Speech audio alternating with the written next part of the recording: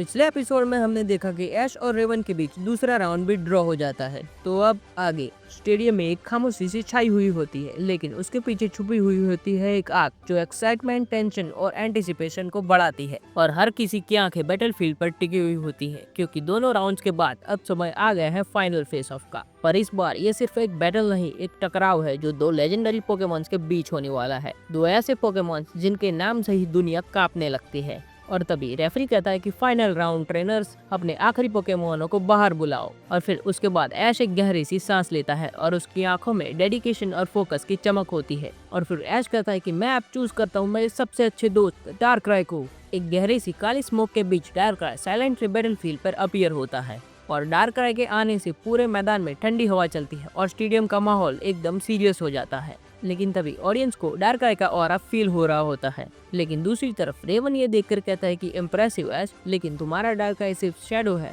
क्योंकि मेरा पोकेमोन है एक लेजेंड। जाओ हो ओ और अपना कमाल दिखाओ।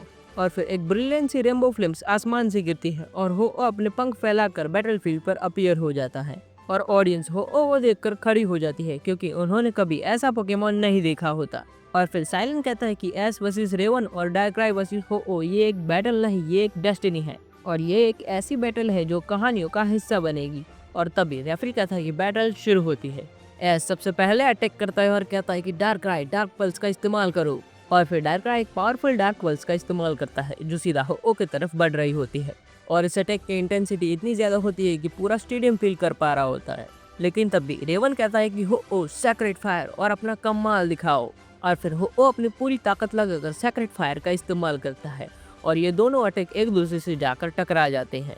और ये दोनों अटैक्स के एक दूसरे से टकराते ही एक गजब से शॉकवेव फैल जाती है पूरे स्टेडियम में। लेकिन दूसरी तरफ साइलन ये देखकर कहता है कि डार्कराय का अटैक डेंजरस था, पर हो का सैक्रेड फायर उसमें तो एक अलग ही डिवाइन पावर थी। लेकिन तभी आयरिस कहती है कि ये तो सिर्फ शुरुआत थी और दोनों पोकेमॉन्स अपने ऑलरेडी फुल पावर का इस्तेमाल कर रहे हैं। और तभी क्लोई कहती है कि ऐश को एक्स्ट्रा केयरफुल रहना होगा, क्योंकि हो के पावर डिवाइन है, एक छोटी सी गलती उसे मैच से बाहर कर सकती है। लेकिन फिर ऐश कहता है कि डार्कराय शैडो स्नेक। लेकिन फिर डार्कराय अपने आप को शैडो में बदल देता है और एक ही पल में हो के पीछे चला जाता है। और फिर डार्कराय अपने शैडो क्लॉ का इस्तेमाल करता है जो सीधा हो के विंग्स पर जाकर लग जाता है और इस वजह से हो को थोड़ा नुकसान पहुंचता है। लेकिन फिर भी वो अपने आप को संभाल ले। लेकिन इसे देखकर आयरिस कहती है कि डार्कराय की मूवमेंट इतनी ज्यादा फास्ट थी कि हो रिएक्ट भी नहीं कर पाया। और तभी दूसरी तरफ रेवन कहता है कि हो स्काई अटैक अभी। और फिर हो अपनी पूरी ताकत लगाकर आसमान में पहुंच जाता है और उसके आसपास एक रेडिएंट ऑरा बन जाता है। और फिर हो सीधा आसमान से डार्कराय की तरफ बढ़ रहा होता है और ये अटैक इतना ज्यादा तेज होता है कि डार्कराय को हिट करते ही डार्कराय सीधा जमीन पर गिर जाता है। लेकिन फिर भी वो अपने आप को संभाल लेता है। और दूसरी तरफ क्लोई ये देखकर शॉक हो जाती है और कहते हैं कि इतना पावरफुल अटैक। लेकिन फिर ऐश डार्कराय को कहता है कि डार्कराय हिप्नोसिस। लेकिन तभी रेवन कहता है कि हो मिरर मूव अभी के अभी। और फिर हो मिरर मूव का इस्तेमाल करता है, जिससे डार्कराय का अटैक उसकी तरफ वापस लौट जाता है और इस वजह से डार्कराय के मूवमेंट और भी ज्यादा धीरे हो जाती है। लेकिन तभी ऐश कहता है कि डार्कराय जल्दी नाइटमेयर का इस्तेमाल करो।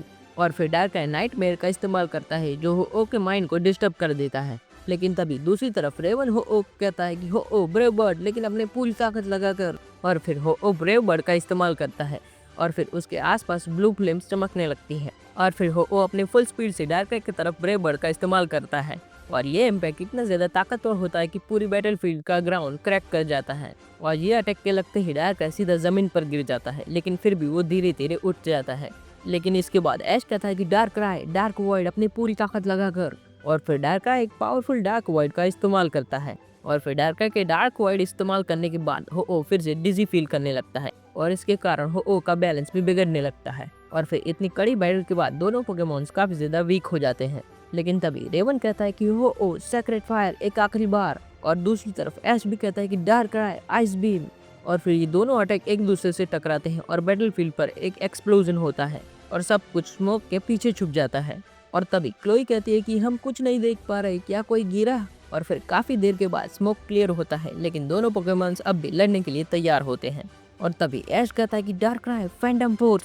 और फिर डार्कराय सडनली डिसअपीयर हो जाता है और ये देखकर रेवन कहता है कि स्टे अलर्ट हो। और फिर डार्कराय एक शैडो फ्लैश के साथ हो के ऊपर अटैक करता है जो एक डायरेक्ट हिट होती है और हो सीधा जमीन पर गिर जाता है। और तभी रेफरी कहता है कि हो इज अनेबल टू बैटल, इसलिए इस मैच का विजेता है डार्कराय और ऐश। लेकिन ये सब देखने के बाद ऐश थोड़ा सा शॉक होता है और फिर वो स्माइल करता है और कहता है कि डार्कराय हम जीत गए, तुमने कमाल कर दिया। और दूसरी तरफ रेवन मुस्कुराता है और हो को वापस बुला लेता है और फिर रेवन कहता है कि ऐश तुम कमाल के ट्रेनर हो, मैंने कभी नहीं सोचा था कि कोई मुझे हरा पाएगा। और फिर साइलेंट कहता है कि क्या मैच था, लेजेंडरी पोकेमोन का लेजेंडरी बैटल। लेकिन फिर दूसरी तरफ को कहता है कि यह बैटल तो हमेशा याद रहेगी। तो अब हम अगले एपिसोड में देखेंगे कि हमारी हीरोज को और कौन सी चुनौती का सामना करना होगा। तो जाने के लिए अगला एपिसोड जरूर से देखना। तो आज के लिए इतना ही, मिलते हैं अगली वीडियो में, तब तक के लिए गुड बाय।